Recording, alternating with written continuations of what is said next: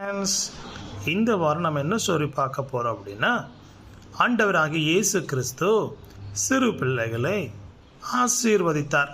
அந்த ஸ்டோரியை தான் இப்போ நம்ம பார்க்க போகிறோம்.